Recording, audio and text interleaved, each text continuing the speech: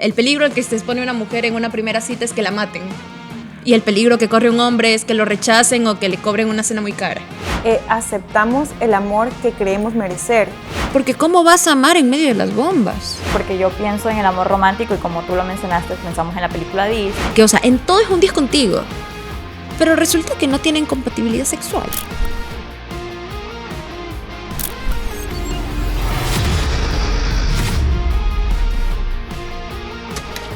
Hola, bienvenidos a un episodio más de Fuera de Consulta. El día de hoy hablaremos de la desmitificación del amor romántico. Para ello tenemos una invitada muy especial que es Laura. Hola, muy buenas con todos. Soy Laura Zárate, abogada. Actualmente participo en unas fundaciones de derechos humanos, en Creando Juntas. Damos talleres, charlas, acompañamiento. Sobre todo participamos más en esta parte social, en el activismo con respecto a los derechos de la mujer y la comunidad LGBT. Increíble, toda la labor social pues que Laura está gestionando en este momento, ¿no? Y tenemos el honor de que nos acompañe en este nuevo episodio. Bueno, Laura, respecto al tema ese de desmitificando el amor romántico, cuéntanos un poco de lo que tú conoces sobre este tema, de dónde surge ese término del amor romántico, cómo es que o qué abarca el amor romántico. Cuando hablamos de amor romántico, más que nada hablamos de un concepto, una generalidad. Hay que entender esto más desde una mirada utilitaria.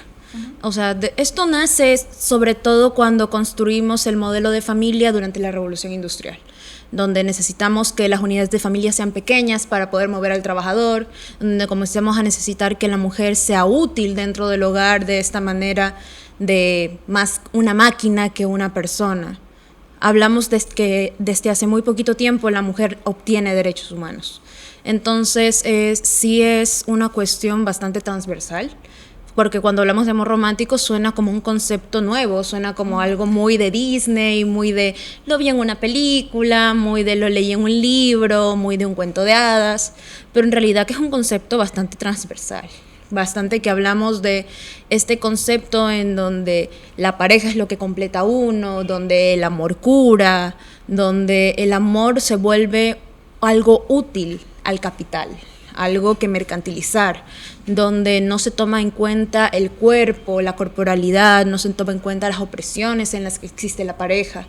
Entonces sí es bastante problemático cuando hablamos de conceptos que vienen directamente de este tipo de opresiones más que nada. Entonces cuando hablamos de amor romántico, hablamos sobre todo de una maquinaria que sirve al capital, que se ve atravesada por la violencia machista y opresiva de un sistema patriarcal. Entonces podríamos estar hablando que este concepto también se relaciona con una forma de control y opresión. Claro, o sea, me parece que hablar de control y opresión sonaría que estuviéramos hablando únicamente de una violencia basada en género, de una violencia hacia la mujer. Pero genuinamente hablamos de un concepto limitante, hablamos de que si bien el hombre sufre ciertas violencias, que si bien no son las violencias que sufre una mujer, después de todo, el peligro al que se expone una mujer en una primera cita es que la maten.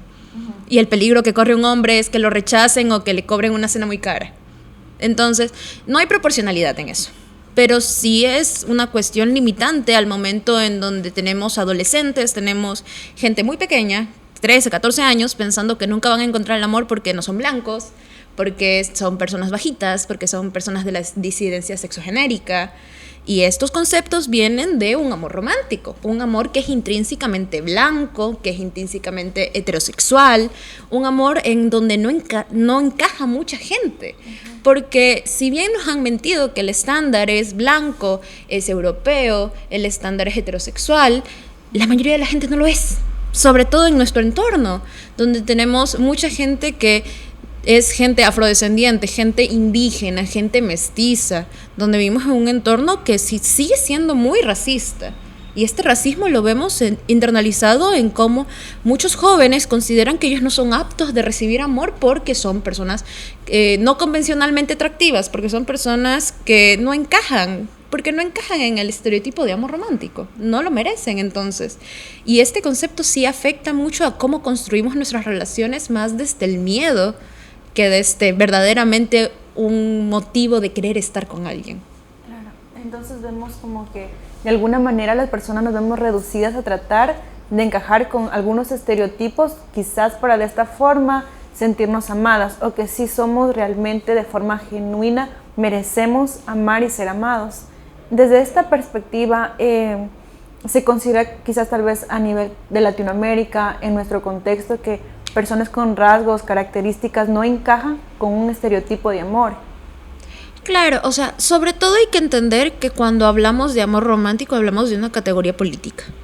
O sea, es bastante importante para este tipo de fechas de San Valentín y este tipo de fechas que son un poquito comerciales y todo, nos encantan. O sea, no hay que mentirlo, o sea, no hay nada de malo en disfrutar de una fecha comercial. O sea, pero es una fecha bonita, genuinamente.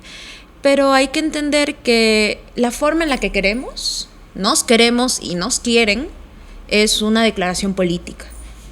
Y entonces, a partir de esa premisa de que es una declaración política, dentro del contexto capitalista, machista y sexista y racista, sobre todo en el que existimos, sí hay cuerpos que son menos amados que otros. O sea, es más posible que una persona negra jamás encuentre el amor. Es más posible que un hombre indígena, que sea de la disidencia sexogenérica, una persona homosexual, una persona bisexual, jamás encuentre el amor. Y no porque no haya gente que es dispuesta a amarlos, y no porque no haya gente que lo vea y diga, wow, esa persona me encanta, sino porque están criados por esta cuestión de que el amor se tiene que ver de tal forma, el amor entra en este estándar de amor romántico, en esta cajita, y ellos no entran. Y aparte es esta vergüenza aprendida, no solo de las películas que nos inculcan desde la infancia, sino también ya desde sectores más problemáticos como la pornografía. O sea, en donde encontramos que el ideal, lo que tú tienes que desear, en el caso de una persona heterosexual, es una mujer bajita, en cierta manera infantilizada, blanca, y en el caso de una mujer, un hombre blanco, alto, que entran de este estereotipo de blanquitud, en el caso de las mujeres de este estereotipo de infantilización, entonces dejamos de ser personas. Hay mucha gente que jamás va a encontrar el amor porque no encaja, porque quienes pudieran amarlos no están abiertos a amarlos por vergüenza y porque simplemente no se ven dentro de ese estereotipo. Y de todas formas, digo, como se han realizado tantas campañas, ¿no? O incluso uno creería que ahora en la actualidad este tema o esta elección, ¿no?, es menos problemática en el sentido de que las personas, o sea, como que se invisibiliza todo esto, ¿no? Pero aún sigue siendo, como tú dices, muy arraigado, y es por esta industria, ¿no? Porque yo pienso en el amor romántico y, como tú lo mencionaste, pensamos en la película Disney, en el libro, ¿no? Todo eso que encaja en el romanticismo. Pero realmente me quedo con esto que tú dices, porque y entonces las personas pertenecientes a la comunidad LGBTIQ+, las personas negras, como que no hay, o incluso la industria se encarga de no visibilizarlas, o no, aunque se intente hacer muchas campañas, aunque se intente ponerlo en la actualidad de incluirlos, pero es cierto que esta inclusión tal vez no es no como debería serlo. Más que nada, o sea, traer a la mesa otro concepto como para ejemplificar cómo es esta cuestión. Traer a la mesa, por ejemplo, el concepto de queerbaiting, o el concepto de las reglas de censura en los 90 dentro de Hollywood, en donde si yo quería presentar a un personaje homosexual, tenía que morir, tenía que tener un mal final. Entonces yo no te digo en la televisión los gays están mal, los gays no merecen amor, pero lo que sí hago es que en todas las películas que veas, la persona homosexual sufre con su pareja, la persona homosexual pierde a su pareja, tiene que ver morir a su pareja, muere antes que su pareja, o los dos tienen un final fatídico porque te lanzan este mensaje de que su amor no es correcto, de que it's okay que exista, pero tienes que entender que hay un castigo por existir. Y lo mismo pasa con la gente racializada. O sea, cuando ves gente racializada en el cine, o sea, no sé si se han fijado, o sea, ahorita repiénsenle, y probablemente en las películas que han visto donde hay protagonistas negros, donde hay protagonistas indígenas, donde hay protagonistas LGBT, este protagonista lo pasa muy mal. Sí. Lo pasa mucho más mal que cualquier protagonista blanco. Porque es ese mensaje que te lanzan. Esta persona existe, pero no merece. ¿Ya? Entonces, este tipo de categorías políticas atraviesan transversalmente lo que conocemos como amor romántico. Entonces, el amor romántico sí es Disney, es la promesa de un príncipe azul, la promesa de una media naranja, pero el amor romántico también es el estándar de blanquitud, el estándar de heterosexualidad. Y entonces, quien no encaja no merece. Y como no mereces, pues tenemos este tipo de problemas, tenemos hombres cayendo en lo que llamamos la machósfera, que es esta cuestión de los incels, de los red pills, claro, de los hombres de alto valor. Tenemos estos hombres violentos, estos hombres agresivos. Y no es que tú digas, son así porque se les negó el amor, porque nadie tiene el derecho de ser violento. Claro. Pero sí es una consecuencia de la exposición de gente muy pequeña, de menores, que no cumplen unas características, unos ideales capitalistas, que simplemente se les ha negado el motivo, la esperanza de ser amados. Claro, porque partimos también de esta idea de que muchas de las veces aceptamos el amor que creemos merecer. Y en este caso una persona que se sienta que no va con estos estereotipos, ya sea por su color de piel, por su orientación sexual y por diversos factores, va a considerar que quizás por su pareja no es bien tratada, pero merece este tipo de amor, o no merece ser amada de mejor manera, que la respeten, que la valoren, y se acepta estas situaciones. Y esto va más allá, puede aceptar conductas de agresividad, de maltrato, violaciones, etc. Y también partiendo de esta idea de un poco del cine, me parece muy interesante porque justamente había visto un reportaje que desde que inició el uso de la cámara, de la fotografía, fue impartido en un inicio a personas blancas, o sea, en las prácticas fue hacia personas blancas y hombres. Entonces cuando tomas una foto o desde distintos ángulos, una persona quizás con el tez un poco oscuro, sus facciones no van a estar remarcadas con fluidez, o sea, no va a parecer como que tan bien a la simple vista, por así decirlo. Entonces vamos partiendo desde esto, desde que un inicio fue enfocado el cine hacia personas con tez blanca. Entonces posteriormente también se enfatiza bastante en los estereotipos de género y visuales, cómo tiene que verse una mujer, cómo tiene que verse un hombre con tales características. Entonces, y si no cumples con esto, ¿cómo te sientes cuando no cumples con un estereotipo que está ahí presente? Claro, y también es esta de la construcción de la realidad. O sea, porque si bien hablamos de fotografía y hablamos de construcción de estereotipos y cánones de belleza, va un poco más allá. Porque hablemos de las fotografías que hay de la primera niña negra en una escuela de blancos en Estados Unidos. Son fotografías a blanco y negro. De las fotografías de Rosa Parks, son fotografías a blanco y negro. Y no porque no existiera cámara a color, es una construcción de la historia. Todavía hay gente viva de esa época y no son ancianos que están al borde de la muerte. Son gente de 60 y tantos años que recuerdan los tiroteos del KKK, que son gente que vivió este racismo sistemático, pero a través de la cámara y a través de la historia se les construye como una época muy antigua. Pero es algo que seguimos viviendo hasta hoy en día. O sea, hace un año en Chile mataron a 2 mujeres lesbianas, las quemaron en un monte por ser lesbianas. Otra mujer que vivía con ellas sobrevivió, pero con quemaduras de 3er grado. Y murieron las 2 personas que eran sus compañeras de vida. Entonces, actualmente seguimos viviendo esta brutalidad.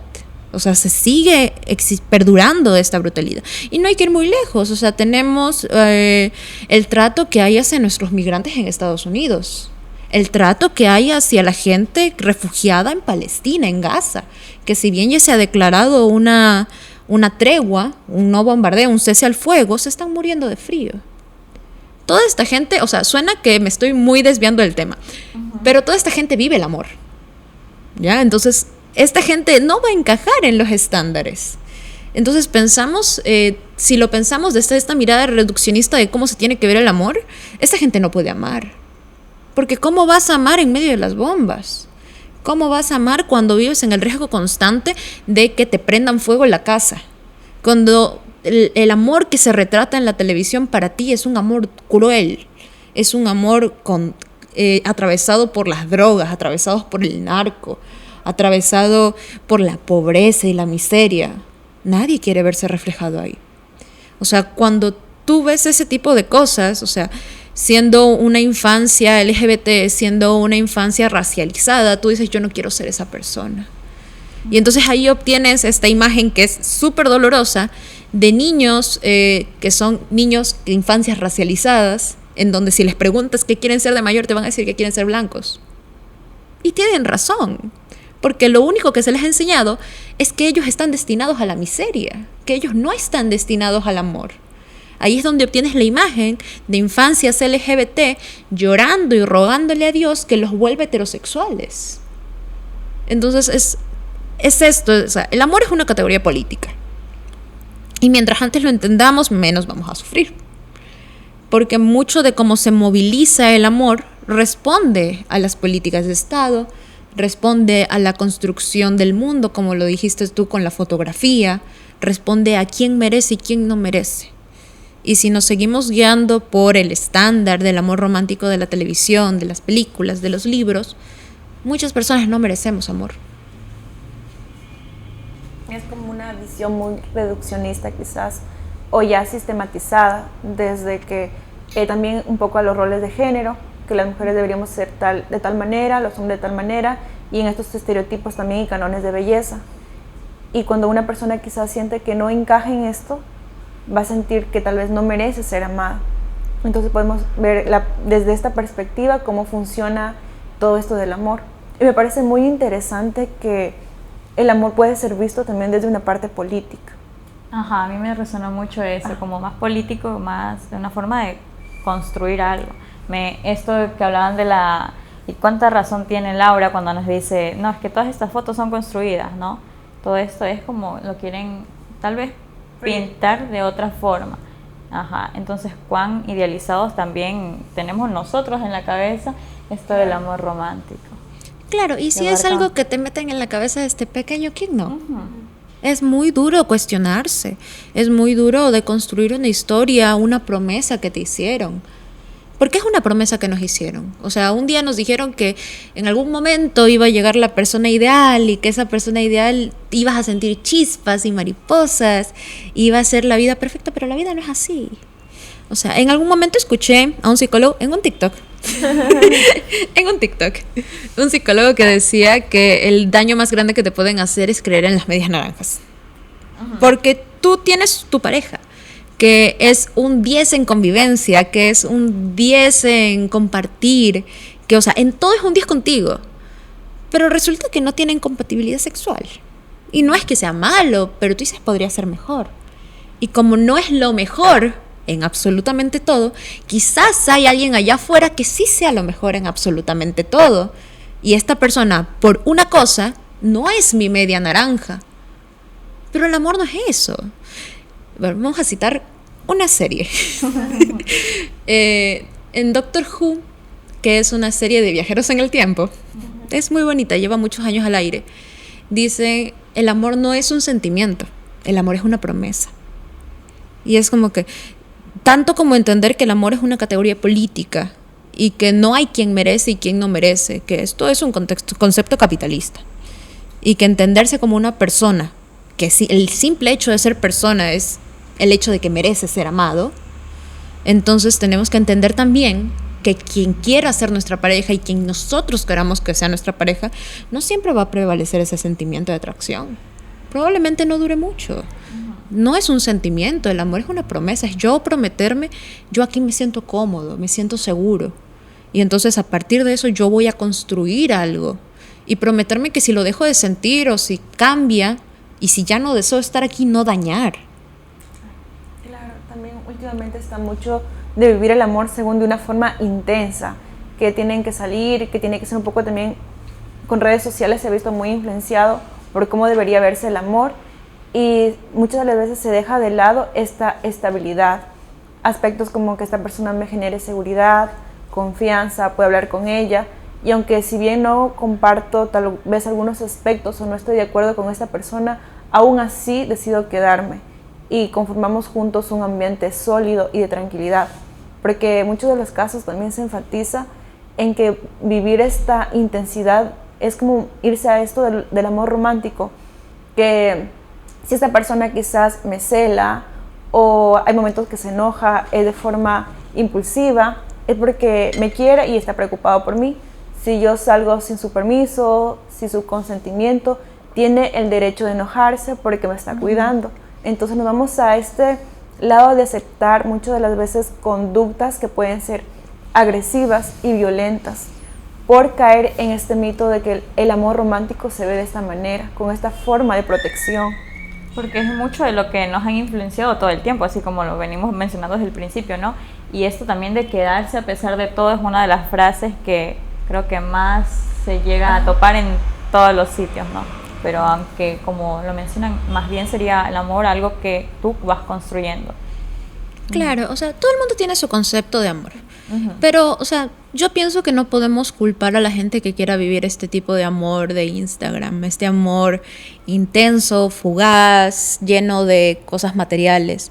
¿Y quién los puede culpar? Vivimos en este momento político y social tan nefasto, tan volátil, no sabemos en qué momento vamos a despertar vivos realmente, no sabemos si nos va a explotar una bomba al lado, no sabemos. Hace 2 días expiró el acuerdo de no proliferación nuclear entre Estados Unidos y China. No, entre Estados Unidos y Rusia. Y ya no se renovó. ¿Qué significa eso? Que en cualquier momento pueden bombardearse con ojivas nucleares. ¿Y qué significa eso para Latinoamérica? El invierno nuclear. Genuinamente estamos en un momento histórico en donde parece que no hay mañana. Entonces, bajo ese concepto, no culpo a quien quiera vivir un amor idealizado y un amor en donde todo sea material y todo sea rápido y fugaz, porque parece que no hay un mañana. Aparte, considerar con qué crecimos, o sea, la mayoría de estas personas que aceptan tratos violentos vienen de hogares fragmentados, vienen de una infancia criadas por telenovelas como Sin senos no hay paraíso, telenovelas como Avenida Brasil, telenovelas sumamente violentas, en donde se romantiza esta violencia. Entonces, eso, más el sentimiento de que no hay un mañana, hace que las relaciones sean cada vez más peligrosas. Claro, dentro de psicología hay algo conocido como terapia sistémica familiar. Es un poquito se aborda cómo funciona el sistema familiar. Y me parece muy interesante también sacarlo a colación.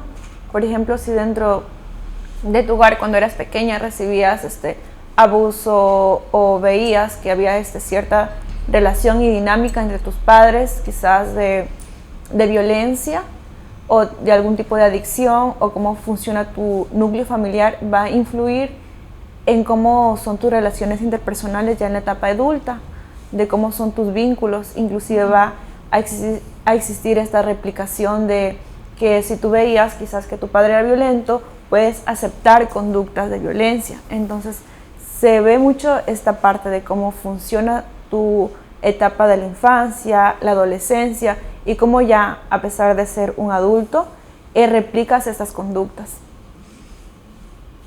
Claro, es que es eso, o sea, sobre todo, es muy complejo.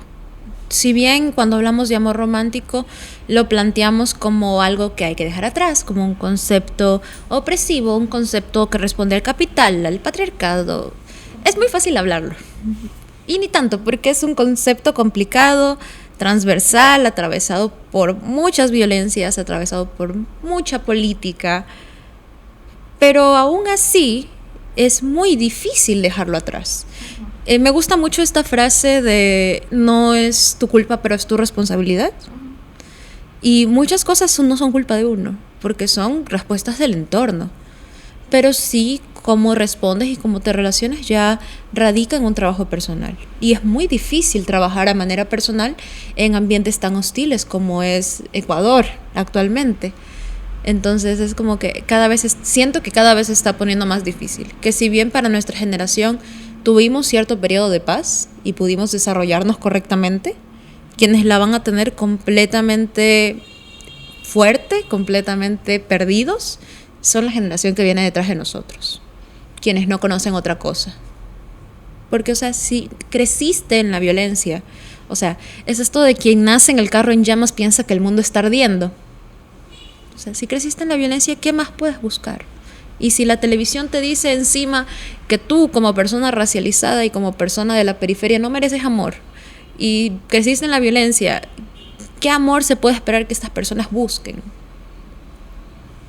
Claro, y mucho de lo que dices tiene sentido porque nosotros incluso como psicólogos clínicos tenemos eso de que en realidad es todo un sistema, ¿no? Es un sistema que debería tener cambios, debería hacerse un llamado de acción, porque todo viene de fuera también. Nosotros podemos hacer, veía la otra vez una publicación, que decía, no, si no cambia el contexto, si no cambia el ambiente, no sirve de mucho que tampoco el trabajo como psicólogo clínico pueda generar un cambio, sobre todo en esta época que es bastante agresiva, bastante violenta.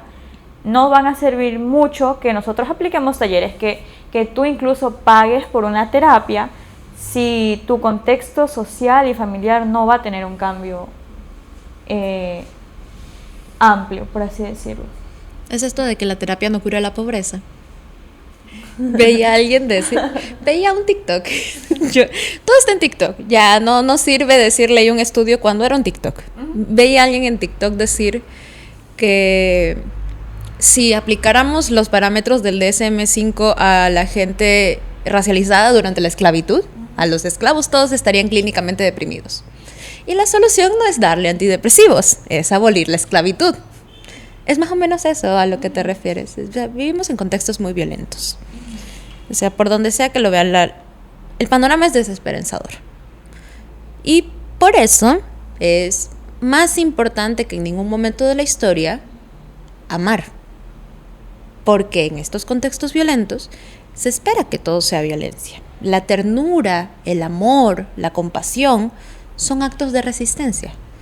O sea, si bien para muchas cosas hablaríamos de protestas y de acciones violentas, también crear comunidad, cuidar a tus seres queridos, cuidar tu espacio, a tu pareja, criar con ternura, es una forma de resistir. Por eso hablamos de que el amor es político, porque en tiempos de violencia, la ternura es un acto político. Claro, a pesar de estar como una situación que puede ser quizás crítica socialmente o violenta, decidir mirarlo desde una perspectiva quizás un poco más empática, no reaccionar de forma impulsiva, sino como que ser empático, dar cariño, amor, ternura, como mencionabas, y tomando en cuenta que el amor, además de ser para tu pareja, es para los seres que te rodean, porque puedes ser amable inclusive con una persona que no conoces en la calle y ya le estás alegrando el día. Entonces considero que también es una forma de ser, el hecho de dar amor, de ser quizás agradecido también en el contexto que estás, que puede ser complicado, pero tratar de aún así ser una buena persona. Entonces vemos como que tiene varias aristas, porque también considero que el amor, además de ser algo político, también es una forma de vida que puedes decidir dar. Estoy de acuerdo con eso. Claro, o sea, sobre todo es eso, o sea, y también descentralizar esta cuestión de la pareja. Porque, o sea, consideramos que el amor siempre radica en yo voy a encontrar mi media naranja, va a venir a salvarme mi príncipe azul, yo voy a encontrar a la mujer de mis sueños, ella es la elegida. Es que, y eso también se había atravesado por estas cuestiones de hay mujeres para esto y hombres para esto, y mujeres que sí sirven para casarse y mujeres que no, y hombres para divertirse y hombres para casarse. Todo está construido en torno a este concepto de la pareja. Pero dejamos de lado las redes de apoyo. O sea, y uno no puede hacer nada sin redes de apoyo. No puedes maternar sola. No puedes vivir sola. Y entonces, si nos olvidamos por un momento de la pareja y migramos ese amor a nuestro entorno, creamos redes de apoyo. O sea, es esto de que lo que es cuidado es amado. O sea, inevitablemente si tú cuidas algo terminas queriéndolo. Entonces es cuidar nuestros entornos, cuidar a nuestras personas, más allá de quien sea nuestra pareja sexoafectiva. O sea, cuidar nuestro entorno. Esta cuestión es político. Cuando decimos que algo es político es por la reacción que tiene en cadena, porque sin comunidad genuinamente no podemos accionar en ningún sentido. Sin comunidad no tenemos con quién ir a las marchas, no tenemos con qué accionar a nivel político, no tenemos con quién vivir. Entonces es muy importante entender el amor más allá de una pareja, incluso como algo que merece uno mismo. Incluso porque el ser humano es bastante social, ¿no? Algo que te iba a preguntar ahora, entonces, ¿cómo sería la forma correcta de amar? O tal vez ¿cómo sería el amor desde la perspectiva que tú has venido explicándonos y estudiando para no caer en este amor romántico? ¿Qué se podría hacer? ¿Qué medidas se podrían tomar? Primero empezar diciendo no hay una forma correcta, pero hay muchas incorrectas. Yo creería que esa es como una frase que define mucho cuando hablamos de amor, porque yo no puedo decir que cierta forma de amar es la forma correcta de amar, porque volvemos a caer en el estereotipo de amor romántico, volvemos a caer en que ciertas cosas son amor y ciertas cosas no son amor. Claro, cuando no hablamos de violencia. Pero sí hay muchas formas incorrectas, o sea, reducirte a ti misma, acoplarte ignorando completamente tus necesidades, ignorando cuánto es lo que pones tú, porque eso se ignora mucho. O sea, se ignora mucho que, por ejemplo, al relacionarse sexoafectivamente para una mujer es sacrificar muchísimo, ponerse muchísimo en riesgo, poner el cuerpo en riesgo. Entonces, siento que una forma de construir amores que no caigan en esto es olvidarse de la expectativa exterior. O sea, ser sincero, ser tú. Que si tú quieras hacer X cosa, la hagas. O sea, y muchas veces no se va a poder. Muchas veces va a ser complicado. Y aprender a vivir con eso. O sea, con que no todo tiene que dársenos. Con que no siempre va a ser así. Pero que la acción quede en nosotros. Es esta cuestión de no lo hago por el resto, sino lo hago por mí. Para que quede en mí lo que hice. O sea, no siempre te van a corresponder. Y esa es una realidad dentro y fuera del amor romántico. Pero es bastante importante olvidarse de las expectativas. Olvidarse de que uno, por no tener el cuerpo correcto, no se siente valorado. Olvidarse que uno, por no habitar la corporalidad correcta, por no tener la sexualidad ideal, por no tener el color de piel hegemónico, merece o merece menos. Y amar desde una parte más desapegada. O sea, siempre teniendo en cuenta que uno no posee al otro. Entonces, no es tanto esta cuestión de que hay una forma correcta de hacerlo. A cada quien genuinamente va a saber dónde se siente cómodo. Pero sí es importante olvidarse de estos preceptos para poder ser un poco más libres. Porque o si no, incluso si nos eligen, vamos a sufrir. Es esta cuestión de, no sé si han visto cuando un hombre muy hegemónico sale con una mujer con sobrepeso, una mujer con corporalidad grande. Es esta cuestión de que incluso si la elige, ella va a seguir pensando y todo el mundo le va a seguir diciendo que su cuerpo no es el correcto, que él podría estar con una mujer mejor, y podría, pero él eligió. Es esta cuestión de que no es lo que podría ser, no es lo que debería, es lo que está haciendo y punto. O sea, porque tú no puedes cambiar tu corporalidad, no puedes cambiar tu color de piel, no puedes cambiar tu sexualidad. Lo que sí puedes cambiar es la forma de pensar en torno a la misma. Entonces, antes de poder amar a alguien o a algo de manera correcta, tenemos que poder deshacernos de estos estereotipos y querernos y aceptarnos a nosotros mismos. No por ese principio capacitista de quien primero te tienes que amar a ti, si no, no te puede amar nadie. Porque hay muchas condiciones en donde la persona no se va a poder amar. O sea, en depresión clínica, con ansiedad crónica, personas con TLP, personas borderline. Y resulta hasta cierto punto capacitista pensar que esta gente no merece amor porque no se pueden amar a sí mismos. Sino de este concepto de incluso siendo quien soy, con las falencias que tengo y con las cosas que tengo que mejorar, yo igual merezco amor. Porque soy una persona e intrínsecamente por ser una persona merezco amor. Claro, entonces estamos viendo el hecho de que el amor es como que algo general, no es como que si yo cumplo con tales estereotipos o tales cuestiones, merezco ser amada de esta forma. Y también se habla un poco de los ideales, de centrarnos en el presente y bueno, yo soy de esta forma, tal vez tengo estas falencias, hay situaciones en las que no me siento cómodo, o aspectos quizás también tengo inseguridades, pero aún así merezco ser una persona amada y dar amor. Porque también se puede ver en casos que una persona, como ponías este ejemplo, que tenga sobrepeso, sea con textura un poco ancha y tenga una pareja que tenga este estereotipo en cuanto al aspecto físico, puede tener miedos. O sea, esos miedos van creciendo desde la infancia, porque nunca se sintió aceptada. Y cuando existe una persona que la acepta, está mucho esto también del autosabotaje, que sabes que me voy a alejar porque no me voy a sentir amada. Entonces vemos mucho como que se crean inseguridades en las personas. También ahora esto traigo a colación algunos aspectos más clínicos dentro de la psicología, como la depresión, la ansiedad, el bajo autoestima. Entonces vamos viendo como que esto va más allá. El hecho de no sentirme aceptada desde una visión de algo tan fuerte como es el amor, porque considero que en muchos aspectos está arraigada la idea del amor desde muy pequeños. Entonces, a medida que vamos creciendo y el hecho de no estar dentro de este estándar es algo bastante fuerte y causa en muchos de los casos esas cuestiones también a nivel clínico.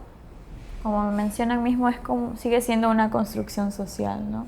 Pienso yo más o menos así. Entonces sería el hecho de poder empezar a ser más responsables afectivamente, el poder trabajar en uno mismo. Creo que serían cuestiones que podrían ayudar a no caer en este amor romántico, podría decirse. Claro, yo creo que principalmente es hacernos de construirnos. Constructos, de construirnos. No me gusta mucho la palabra porque siento que se ha usado para acusar a gente en internet. Siento que se ha banalizado simplemente para que si no me gusta la opinión de alguien, decirle, no estás desconstruido. Y es como que... O sea, siento que se ha banalizado de esa forma, pero sí, de construirse. O sea, cuestionarse por qué pienso lo que pienso, por qué actúo como actúo. Es esta cuestión que muchas veces dice, ¿es lindo o es blanco? Así es como que, ¿es linda o es delgada? Es linda o solo tiene los ojos de color verde. De hecho, así como que, ¿es linda o es rubia? Ajá. O sea, porque es verdad que muchas veces esos aspectos son lindos, y no, pero muchas veces también solo nos atraen porque son el estereotipo. Claro, en Latinoamérica hay mucho, es que es español, es gringo. O sea, no miran mucho, pero es gringo, entonces como que bastante este estereotipo. Ese concepto se llama eurocentrismo. Ok. ¿Sí? Sí lo he escuchado. Hablamos de eurocentrismo cuando hablamos de esto, y es parte del racismo que vivimos en Latinoamérica. Muchas veces decimos que en Latinoamérica no hay racismo porque no nos encontramos con estos eventos de brutalidad tan seguido como si nos encontramos en lugares como Estados Unidos. Pero la diferencia es que en Estados Unidos los segregaron. O sea, pusieron blancos, negros, rojos, por mal decir, ¿no?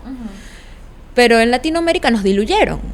En Latinoamérica de repente habían cholos, habían mestizos, habían zambos, habían mulatos, y tenías toda una categoría. A mí sí me lo llegaron a enseñar en la escuela. No sé si se acuerdan ustedes que nos enseñaban en la escuela. Y era un mapa. Sí. Y un mapa. A eso llamamos diluir. Okay. Entonces tenemos este racismo de que mientras más blanco seas, más escalas. Pero es mentira. Porque, o sea, si vamos a hablar directamente de sangre, tu sangre es la que es. Eres el producto de un sistema colonial de violencias que lamentablemente se refleja en nosotros. Y que mucha gente blanca tiene narices intrínsecamente indígenas. Que tienes gente que es afroamericana, incluso afroecuatoriana, incluso con los rasgos, con la piel blanca que tienen. Porque si tú ves a alguien con el pelo afro, es una persona afro. Eso es claro, no hay gente blanca con el pelo afro. Es una persona afrodescendiente que tiene la piel clara. Y toda esta gente que tú ves que se acerca más al estándar de blanquitud, seguimos sin ser blancos. O sea, socialmente se nos lee como tal, pero el racismo que persiste en Latinoamérica hace que este eurocentrismo de esta persona es europea y por eso es más linda que yo y por eso es más inteligente y por eso yo me voy a casar con esta persona para mejorar la raza y por eso no me voy a casar con una persona afrodescendiente porque eso empeora la raza. Es racismo y se ve atravesado por esta cuestión de quién merece y quién no merece amor. Y volvemos a lo mismo, a cómo los cuerpos de las personas en este sistema capitalista son cosas. O sea, la cosificación. Claro. De los cuerpos. O sea, donde nuestros cuerpos son mano de obra, son incubadoras, son cosas para exhibir en un aparador. Entonces sí es bastante importante como repensar estas ideas, repensar qué nos gusta y por qué nos gusta, y qué queremos y por qué lo queremos. ¿De verdad lo queremos? Es esta cuestión de que muchas mujeres llegan a ser madres simplemente porque es lo que toca, o se casan porque es lo que toca. Claro, inclusive se habla mucho de la edad, porque puede haber mujeres que deciden tener hijos a edad temprana y está bien. Ahora hay bastante esto de que no quiero tener hijos, o hay una mujer quizás que decide casarse después de los 30 años y en este contexto quizás es mal visto, que se te está pasando el tren. Entonces esto de decidir si realmente tú quieres tener hijos, casarte o no casarte, o que tu pareja sea un hombre, sea una mujer, ya sería una decisión y no una imposición social que deberías cumplir. Claro, precisamente, pero tú llegas a esas conclusiones cuestionándote, sentándote, sin música, sin un video de YouTube, sin ninguna cena para comer mientras ves YouTube, sin TikTok, a convivir con tus propios pensamientos y a decir, ¿y por qué pienso lo que pienso? ¿De dónde viene? ¿De verdad quiero esto? Un poco llegar a cuestionarse uno mismo, ¿no? Tener estas conversaciones y estos espacios para sentarnos y reflexionar. El pensamiento crítico. Claro. Y es válido cambiar de opinión. Es válido que a los 20 sueñes con casarte y tener hijos y luego a los 30 ya no quieras. Es válido que de repente a los 40 años te des cuenta que sí te quieres casar y comiences a buscar una pareja. Es válido. Pero sí sería más beneficioso que desde temprana edad nos demos cuenta. O sea, nos sentemos a pensar críticamente qué es lo que queremos. Va a cambiar, va a mutar. Eso es la vida. Porque no somos la persona que vamos a ser mañana ni la que fuimos ayer. O sea, es lo que hay. Pero sí es importante que descansemos por un momento de todo este estímulo de internet, de toda esta cuestión de que todo el tiempo está TikTok, todo el tiempo están las propagandas, que no puedo escuchar un audiolibro. Ayer escuché un audiolibro, por eso me da coraje. Que no puedo escuchar un audiolibro de 2 horas seguidas porque me salen 20 anuncios entre medio y anuncios de cosas que no voy a comprar. O sea, esta cuestión de que tenemos que volver a aprender a convivir con el silencio. Porque si no podemos convivir con el silencio, ¿cómo vamos a esperar convivir con una persona? Pero no podemos convivir con nosotros mismos. Claro. Bien, un poco sería ya para ir cerrando. Laurita, ¿qué mensaje tal vez quisieras dejar a la sociedad allá afuera, quienes nos están mirando, quienes están viendo este video, para no caer precisamente en esto que hoy hemos hablado? ¿Algún mensaje que quieras dar? Yo creo, más que nada, o sea, sobre todo, empezando el mensaje, yo creo que tengo 21 años. Estoy muy chiquita para enseñarle a la gente cómo debe amar. Para decirles, no, tú lo estás haciendo mal. O sea, siempre es esto una cuestión de experimentación, una cuestión de sentirse cómodo, una cuestión de encontrarse. Entonces, yo simplemente lo que diría es, no importa cómo seas, no importa qué problemas estés pasando, no importa si tú piensas que no mereces vivir, que no mereces amor, que no mereces que te cuiden, sí lo mereces. Mereces cuidado, mereces amor, mereces amigos y mereces una vida plena. Esas cosas son muy difíciles de obtener muchas veces, pero comenzar a decirte eso, comenzar a pensar que sí lo mereces, hace que eventualmente te pongas en espacios en donde lo puedas encontrar. O sea, yo siempre fui una persona muy solitaria. O sea, yo creo que se dieron cuenta. No me cuesta hablar en estos contextos, pero cuando estuvimos detrás de cámara yo creo que se dieron cuenta que me cuesta mucho socializar, me cuesta mucho hablar de manera personal. No me cuesta hablar de temas técnicos, pero ya de manera personal me cuesta. Y sí hubo un tiempo, durante mucho tiempo, en donde yo pensaba que no merecía muchas cosas. Y es muy poderoso la cuestión de que si tú te lo repites, tú lo terminas creyendo. Y terminas poniéndote en esos espacios, autosaboteándote, aislándote. Entonces yo creo que principalmente para poder no caer en estos conceptos violentos de amor romántico y para poder encontrar un amor sano y una convivencia pacífica y una convivencia feliz, más que nada, lo principal es que, aunque no creas que lo mereces, comenzar a decirte que te mereces eso. Comenzar a cuidarte, porque lo que se cuida eventualmente se quiere, eventualmente se ama. Y entonces eventualmente si tú te comienzas a repetir, yo merezco amor, yo merezco cuidado, yo merezco amigos, eventualmente te pones en esas situaciones. Y eventualmente, probablemente no temprano, probablemente no fácil, encuentras comunidad, encuentras gente que te quiere, gente que te entiende. Y no es un trabajo pasivo, tú tienes que quererlos de vuelta, tienes que hacer ese esfuerzo. Entonces, más que nada es eso, comenzar a decirse que uno se lo merece. Entonces tenemos el mensaje del día de hoy, me parece bastante... un episodio muy lindo, porque hemos hablado del amor que tanto nosotros merecemos y podemos dar. Entonces, muchas gracias por estar el día de hoy aquí. Este episodio ha sido grandioso por tu presencia. Entonces, esto fue también el hecho de... ya, dale. Corta eso. Ya. Bueno, precisamente como menciona Karencita, ¿no? Este mensaje es bastante lindo por parte de Laura en estas fechas, ¿no? Románticas. Creo que ha sido un mensaje bastante conmovedor y cuánta razón hay en ello, el querer amarnos a nosotros mismos y el amar también a las personas que nos rodean, a nuestro entorno, porque amor se construye y se obtiene o podemos estar dando este amor, ¿no?, a personas de nuestro entorno, que lo encontramos en todas partes realmente. Es el hecho de trabajar en uno mismo y eso.